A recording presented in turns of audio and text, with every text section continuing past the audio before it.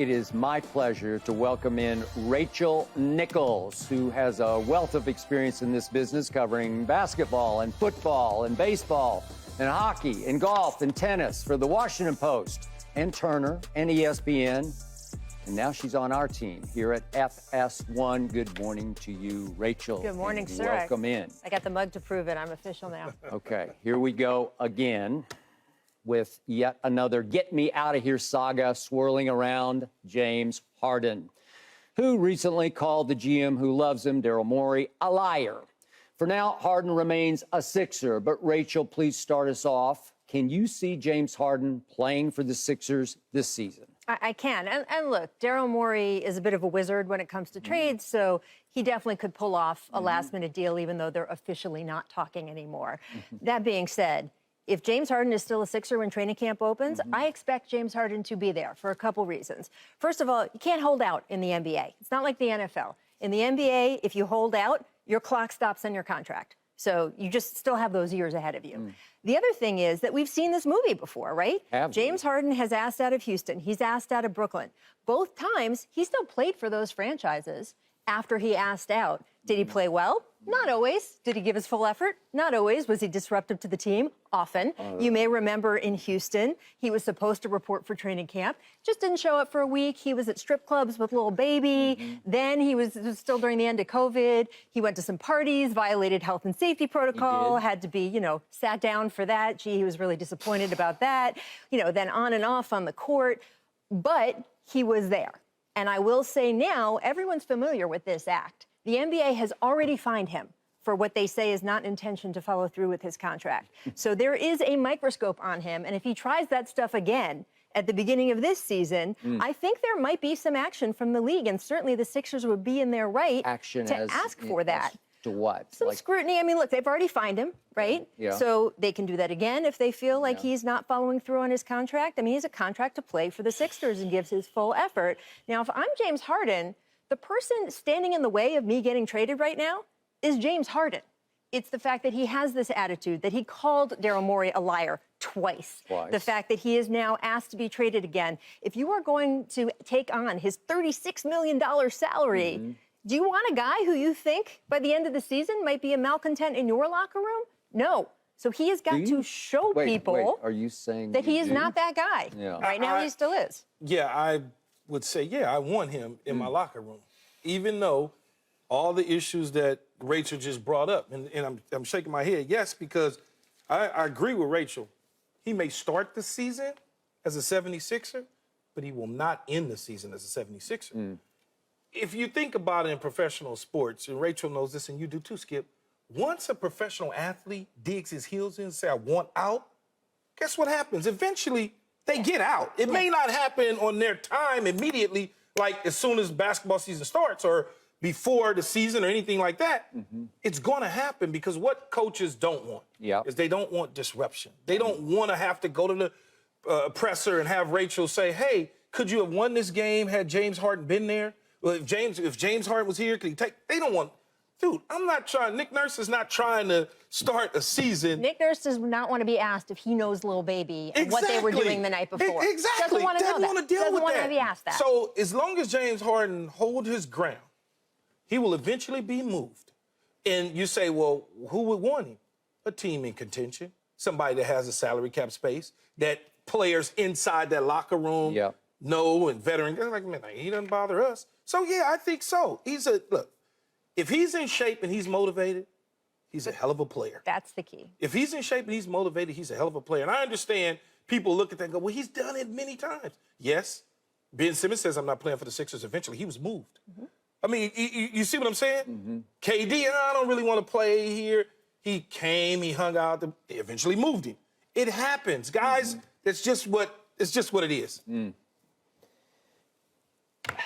As most people know who watch the show, I am an NBA nut, and I am done with James Harden because he's ruining the NBA for me. He quit his way out of Houston. It was ugly to watch because he came in looking like he was 30 pounds heavy, had a pot belly. He did. Then he wants to go to Brooklyn. Then he doesn't want to be in Brooklyn. And I couldn't blame him because it was all going sideways. So he quits his way out of Brooklyn. And now he will quit his way out of Philadelphia. And I get everything you just said about, no, you can't do this because the NBA has rules in place. And he's going to get fined, but he's got so much money and he's made so much money. I don't think it bothers him one bit. If he's forced to show up, he'll barely show up and he'll be out of shape. Yeah. He just turned 34 years of age and he looks 44 to me. He plays 44. But he is so gifted. He is as supremely gifted a perimeter player as I have ever seen, including, you name them. Kyrie, I know, with the handle. Listen, James Harden in his MVP year, he was unstoppable from the perimeter. I've never seen slither to the basket like he has. And Sam Presti saw this in ways nobody. I didn't see it at Arizona State like this. And that MVP year was off the chart sensational. Every ref loved him because they sent him to the free throw line more than anybody. And all of a sudden, the refs don't love him anymore because it's hard to love what he has become. But he's got Joel Embiid and had him last year and helped him win the MVP by leading the league in assists. That's how gifted this man is. And he still gave you, just last year, he gives you 21, 6, and 11. Okay, and most people, it's to your point, you'd say, I'll take that, right? And he's only 34, I'll take it. Remember the Boston series? They go to the Garden for game 1. He hangs 45 on the Celtics. Yeah. He can roll out of bed and score you 45 points. And then the next game, not so much. He's 12 the next game and 16. And then he comes back in game 4 at home and he hangs 42 and they win another game. They're up 3-2. And then they go to the last 2 games and he gives you 13 and 9. So the last 2 games, he's 7 of 27 from the floor and 1 of 11 from 3 because that's who he is. You can't trust him in the biggest games, but every once in a while in a game 1 and a game 4, he will look like the superstar he once was. He's still got that. He will repolish his mystique where all of a sudden the Clippers are saying, yeah, would we like to put him with Russ in our backcourt, repair him from Oklahoma City? Sure, they would. And I don't know why that fell apart. I don't know if you heard anything or... Yeah, it's just that the asking price was too high for a guy who's making $36 million and who you don't know what he's going to be like in your locker room. I don't think it's a trust issue with James Harden, at least not for me personally. It's the fact that he is 34. He's not the player that he used to be. And if he can acknowledge that, I think he will continue to have success in the NBA for a while. Key is right. Guys want to play with him when he is motivated, when he is into it. And the fact that, yes, as you point out, in games 6 and 7 of that series against Boston, it's not just that he combined for 22 points over 2 games. He had 10 turnovers. Yeah, but he still thinks of himself as the guy from that game 1. Or the guy from that game 4. He thinks he should be leading the show. The reason why he wanted out of Philadelphia in the first place is that it's the Joel Embiid show right now. And he wants a different role. Yeah. He has to realize if he is going to opt in to a $35.6 million contract, that is the choice you are making. He had the choice this summer to be a free agent. He could have walked onto any team, written his own ticket. If he had decided, hey, I just want to win. It's time for me to win a title. I'll take a lot less money. I want to be a team player. I want to do what I can. Okay, but here we go. That's why he called Daryl a liar twice. Why would he, I was going to ask you, Rachel, why would he he opts in for the 30+ million, 36 million. Yeah, don't forget that $6 million because that'll buy you some things. I try to stay right, but I'm like, that's too far, 36. Yeah.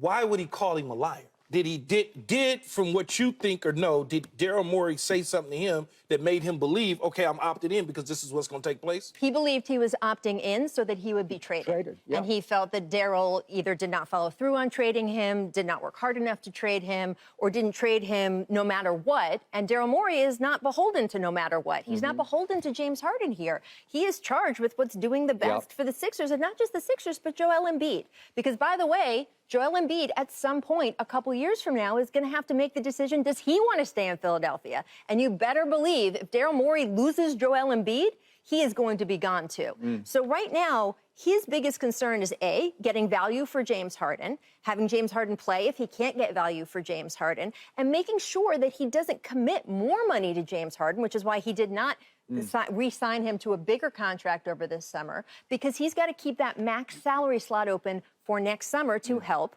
Joel Embiid. But they went through this in Houston trying to force a guy to play. Yeah. So when you try to force somebody to play, he's not going to give his maximum effort. Therefore, you defeat the purpose and you're hurting your entire team. So the best thing for them to do at some point in time is to move him. I know, but how many times are you going to let him quit his way out of another city? Okay, so Skip, if he stays in Philadelphia, now you got the Philadelphia media and fan base it's horrible. ticked off at the organization and him. Yep. You're hurting Joel Embiid. You're hurting Maxey. You're hurting the team. If a guy is not all in, you cannot afford to put him out on the field or on the court. It's just the reality of it. That is where things are in professional sports. And a guy says, I don't want to be there. Your job as a general manager is to figure out how to get maximum compensation at some point in time in moving. Yeah, but the more he sulks, if he does that, if he pulls that again, the way he did in Houston, he's pulling it. The less people will want to trade for him. This but is now the problem. you're hurting the team. Yeah, but he is a partner. Right now, James Harden is a partner in his own demise. He needs to suck it up, come into camp, play his butt off, and then become someone that other people feel they can give up a lot to be traded for. I 100% agree with you, Rachel, but he's not going to do that because he doesn't want to be there. You know how it is when you don't want to be somewhere? You come in, you're like, okay, and then as soon as you're gone, you smile, you're good. Think about what happened in Houston. Like you said, he came in looking like a marshmallow. He did. Right? I mean, that's what he looked like. Yeah. And then as soon as he left to Brooklyn, he was like, damn, he lost 30 pounds fast. Yeah. Because he wanted to be in Brooklyn at the time with Kyrie and KD and company. Yeah. And then remember the series in Brooklyn against Milwaukee when it looked like they had him on, went all the way to Game 7 at Brooklyn. Yes. Yeah. James has got a hamstring, and he's not into it. And look, at this point, to me, his priority is clubbing over winning. It just is. I really, he lives. I'm not going there. Yeah, I would not go there. I would not go there either. I'm not going there, Skip. No, I'm just talking about he wants to have a good time more than he wants to win. That's what it's all about for him, and he still makes. But I don't know that. I don't million. know that to be true. Okay, but he's got loser intangibles. It's just written all over. Who wants to play with it? A ton of players want to play with I him. agree with Key there. Okay, a ton of players. You know what? That's why they're trying to get him in Los Angeles to play for the Clippers. Okay, then they're all fooling themselves. And Ty Lue is a hell of a coach that can get him motivated to do that. What? I will give you that. If anybody could get what's left out of him, Ty Lue could maybe do it. I don't know how Ty Lue's getting what he's gotten out of Russ so far because nobody in the Lakers could get anything out of him. It was a different role. It was a different role. To me, if you paired up Russ and James in the backcourt, it would be a disaster because it would be turnover city. Not that it already isn't, because these are the two highest turnover players over the last 5 years in the NBA. You really want that? Russ had a nice stretch with the Clippers late in the season. Yeah, and the Clippers need someone who can traffic cop the way James can. The need is there. It's just a matter of what the asking price is right now. Russ wasn't even there with Kawhi and them. Like, you got to think big picture, man. You think it's too small. Aren't you glad he's not a Laker? Who? Russ. It didn't work. They tried to make it. It didn't work. Yeah. LeBron wanted him. AD wanted him. And then they wanted him gone. That's why they was able to move him. Yeah, they wanted him until they didn't. Right? It didn't work out. All right. Come on. No more James Harden. One of these days, he's going to be more trouble than he's worth. Okay, let's get back to what we started the show with. Giants versus Aaron Rodgers. Are you siding with Aaron or Jihad Ward? Up next with Rachel and Key. No mercy, no mercy.